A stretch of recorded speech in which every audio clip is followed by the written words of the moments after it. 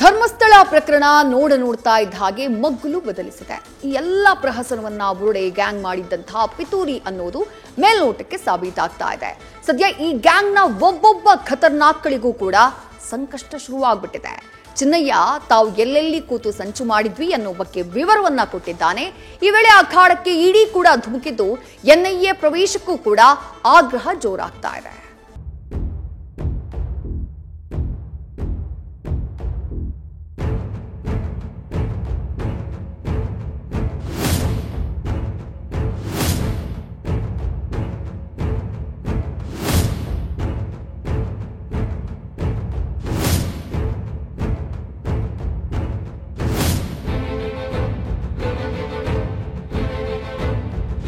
ಧರ್ಮಸ್ಥಳ ಬುರುಡೆ ಪ್ರಕರಣ ದಿನ ಕಳೆದಂತೆ ಬುರುಡೆ ಪ್ರಕರಣ ಶುದ್ಧ ಬುರುಡೆಯನ್ನು ಲೆವೆಲ್ಗೆ ಬಂದಿದೆ. ಇದು ಬುರುಡೆ ಗ್ಯಾಂಗ್ ಧರ್ಮಸ್ಥಳದ ವಿರುದ್ಧ ಮಾಡಿದ್ದ ಅತಿ ದೊಡ್ಡ ಸಂಚುವನ್ನು ವಿಚಾರ ಬಯಲಿಗೆ ಬರ್ತಾ ಇದೆ. ತಮಿಳುನಾಡಿನಲ್ಲಿದ್ದವರನ್ನ ಕರೆತಂದ ಈ ಗ್ಯಾಂಗ್ ಇಡೀ ದೇಶದ ದೃಷ್ಟಿಯನ್ನೇ ಕ್ಷೇತ್ರದ ಮೇಲೆ ನೆಡುವಂತೆ ಮಾಡಿ ಮೋಜು ನೋಡಿತ್ತು. ಈಗ ಕಾಲಚಕ್ರ ಉರುಳಿದೆ. ಸೂತ್ರಧಾರಿಗಳೇ ಸದ್ಯ ಸಂಕಷ್ಟಕ್ಕೆ ಸಿಲುಕಿದ್ದಾರೆ. ಬುರುಡೆ ಮ್ಯಾನ್ ಚಿನ್ನಯ್ಯನನ್ನ ಎಸ್ಐಟಿ ಪೊಲೀಸರು ಸದ್ಯ ಮಹಜರು ಅಂತ ಮಂಗಳೂರು ಟು ಬೆಂಗಳೂರು ಅಂತ ಓಡಾಡ್ತಿದ್ದಾರೆ.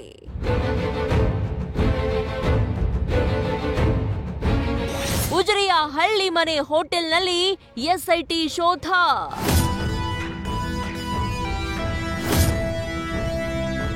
ಧರ್ಮಸ್ಥಳ ಬುರುಡೆ ರಹಸ್ಯ ಪ್ರಕರಣಕ್ಕೆ ಸಂಬಂಧಪಟ್ಟಂತೆ ಎಸ್ಐಟಿ ಅಧಿಕಾರಿಗಳು ಮ್ಯಾರಥಾನ್ ಸ್ಥಳ ಮಹಜರು ಮಾಡುತ್ತಲೇ ಇದ್ದಾರೆ. ನಿನ್ನೆ ಸಂಜೆ ಚಿನ್ನಯ್ಯನ ಜೊತೆಗೂಡಿ ಮಂಗಳೂರಿನ ಉಜಿರೆಯ ಹಳ್ಳಿಮನೆ ಹೋಟೆಲ್ನಲ್ಲಿ ಎಸ್ಪಿ ಸೈಮನ್ ನೇತೃತ್ವದಲ್ಲಿ ಎಸ್ಐಟಿ ಸ್ಥಳ ಮಹಜರು ನಡೆಸಿತು. 6 ತಿಂಗಳ ಹಿಂದೆ ಇದೇ ರೆಸಾರ್ಟ್ನಲ್ಲಿ ಚಿನ್ನಯ್ಯ, ಗಿರೀಶ್ ಮಟ್ಟಣ್ಣನವರ್ ಹಾಗೂ ಜಯಂತ್ ಟಿ ಉಳಿದುಕೊಂಡು ಬುರುಡೆ ಬಗ್ಗೆ ಇತರರೊಂದಿಗೆ ಪ್ಲಾನಿಂಗ್ ಮಾಡಿದ್ರು. ಕಳೆದ ರಾತ್ರಿ ಕೊಠಡಿ ಹಾಗೂ ಸಭೆ ನಡೆಸಿದ್ದ ಸ್ಥಳವನ್ನ ಚಿನ್ನಯ್ಯ ಎಸ್ಐಟಿ ಅಧಿಕಾರಿಗಳಿಗೆ ತೋರಿಸಿದ್ದು, ರೆಸಾರ್ಟ್ ಸಿಬ್ಬಂದಿಯ ಹೇಳಿಕೆ ಪಡೆದು ಎಸ್ಐಟಿ ಅಧಿಕಾರಿಗಳು ವಾಪಸ್ ಆಗಿದ್ದಾರೆ. ವಿರಳ ಪ್ರಜಾತಿಯ ಗಿಡ ನೆಟ್ಟು ಶವ ಹೂತ ಜಾಗ ಮಾರ್ಕ್.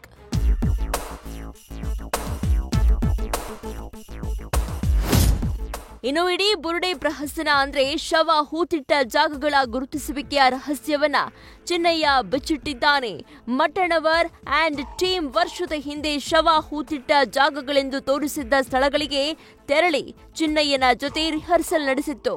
ಬಳಿಕ ಬಂಗ್ಲಗುಡ್ಡ, ನೇತ್ರಾವತಿ ಸ್ನಾನಘಟ್ಟ ಹಾಗೂ ಬಾಹುಬಲಿ ಬೆಟ್ಟ ಹೀಗೆ ಕೆಲ ಜಾಗಗಳ ಬಳಿ ಕಾಡಿನಲ್ಲಿ ಬೆಳೆಯದ ವಿರಳ ಪ್ರಜಾತಿಯ ಗಿಡ ನೆಟ್ಟು ಮಾರ್ಕಿಂಗ್ ಮಾಡಿತ್ತು.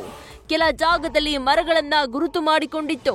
ಹೀಗೆ ಮಟ್ಟಣ್ಣನವರ ನಿರ್ದೇಶನದಂತೆ ಪ್ಲಾನಿಂಗ್ ನಡೆದಿತ್ತು ಎಂದು ಚಿನ್ನಯ್ಯ ರಹಸ್ಯ ಹೊರಗಿಡವಿದ್ದಾನೆ. ಪ್ರಕರಣದ ಹಿಂದೆ ವಿದೇಶಿ ವ್ಯವಹಾರ, ಇಡಿ ಎಂಟ್ರಿ. ಧರ್ಮಸ್ಥಳ ಬುರುಡೆ ಕೇಸ್ ಅಲ್ಲಲ್ಲ, ಷಡ್ಯಂತ್ರಕ್ಕೆ ಕೆಲ ಎನ್ಜಿಒಗಳ ಮೂಲಕ ವಿದೇಶಿ ಕಾಂಚಾಣ ಹರಿದು ಬಂದ ಆರೋಪ ಹಿನ್ನೆಲೆ ಅಖಾಡಕ್ಕೆ ಇಡಿ ಎಂಟ್ರಿ ಕೊಟ್ಟಿದೆ. ಫೇಮಾ ಮತ್ತು ಫೇರಾ ಆಕ್ಟ್ ಅಡಿಯಲ್ಲಿ 2 ದೂರುಗಳನ್ನು ಆಧರಿಸಿ ಪ್ರಕರಣವನ್ನ ದಾಖಲಿಸಿಕೊಂಡು ತನಿಖೆ ಆರಂಭಿಸಿದೆ. ಪ್ರಕರಣವನ್ನ ಇಡಿ ತನಿಖೆ ನಡೆಸುವಂತೆ ತೇಜಸ್ ಗೌಡ ಹಾಗೂ ಮತ್ತೊಬ್ಬರು ಸಲ್ಲಿಸಿದ್ದ ದೂರು ಆಧರಿಸಿ ಕೇಸ್ ದಾಖಲಾಗಿದೆ. ಷಡ್ಯಂತ್ರಕ್ಕೆ ಕೆಲ ಎನ್ಜಿಒ ಮೂಲಕ ಬಂದಿದೆ ಫಾರಿನ್ ಫಂಡ್ ಆಗಿದ್ದು, ಎನ್ಜಿಒಗಳ ವ್ಯವಹಾರದ ದಾಖಲೆಗಳ ಸಂಗ್ರಹಕ್ಕೆ ಇಡಿ ಮುಂದಾಗಿದೆ. ಹಲವು ಎನ್ಜಿಒಗಳ ಅಕೌಂಟ್ಸ್ ಜಾಲಾಡ್ತಾ ಇರೋ ಇಡಿ ಅಧಿಕಾರಿಗಳು ಎಸ್ಬಿಐ ಸೇರಿ ದೇಶದ ಎಲ್ಲಾ ಬ್ಯಾಂಕ್ಗಳಿಗೆ ಪತ್ರ ಬರೆದಿದ್ದಾರೆ. ಎನ್ಜಿಒಗಳ ಅಕೌಂಟ್ಸ್ ಮಾಹಿತಿ ಕೇಳಿದ ಇಡಿ ಅಧಿಕಾರಿಗಳು 5 ವರ್ಷಗಳ ಟ್ರಾನ್ಸಾಕ್ಷನ್ ಮಾಹಿತಿ ನೀಡುವಂತೆ ಮನವಿ ಮಾಡಿದ್ದಾರೆ. ವಿದೇಶದಿಂದ ಹಣ ಬಂದಿರುವ ಮಾಹಿತಿ ಪ್ರತಿ ನೀಡುವಂತೆ ಕೇಳಿದ್ದಾರೆ. ವಿದೇಶದಿಂದ ಬಂದ ಹಣಕ್ಕೆ ನೀಡಿರುವ ಕಾರಣವನ್ನೂ ಕೇಳಿ ಆದಷ್ಟು ಬೇಗ ಮಾಹಿತಿ ನೀಡುವಂತೆ ಪತ್ರ ಬರೆದಿದ್ದಾರೆ.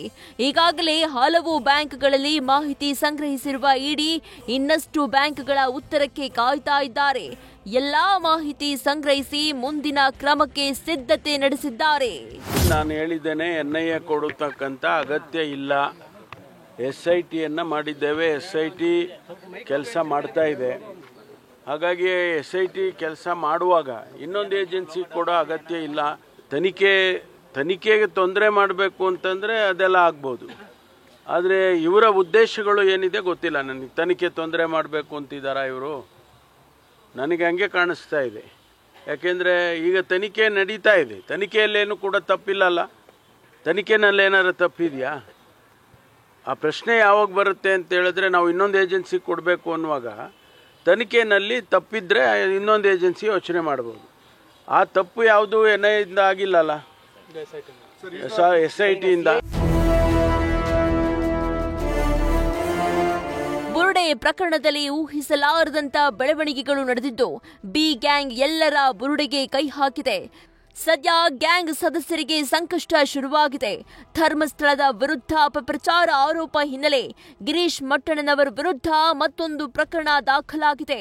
ಇತ್ತ ಚಿನ್ನಯ್ಯ ಗುರುತಿಸಿದ ಪಾಯಿಂಟ್ಗಳಲ್ಲಿ ಹೆಣದ ಲೆಕ್ಕದ ಬಗ್ಗೆ ಸುಳ್ಳು ಮಾಹಿತಿ ನೀಡಿದ್ದಕ್ಕೆ ಸುಜಾತಾ ಪರ ವಕೀಲ ಮಂಜುನಾಥ್ಗೆ SIT ನೋಟಿಸ್ ನೀಡಿ ಸೆಪ್ಟೆಂಬರ್ 7ರಂದು ವಿಚಾರಣೆಗೆ ಹಾಜರಾಗುವಂತೆ ಸೂಚಿಸಿದೆ. Kiran, news first, Mangaluru. News first ನಿರ್ಭೀತಿಯಿಂದ ನಿಮ್ಮ ಪರವಾಗಿ.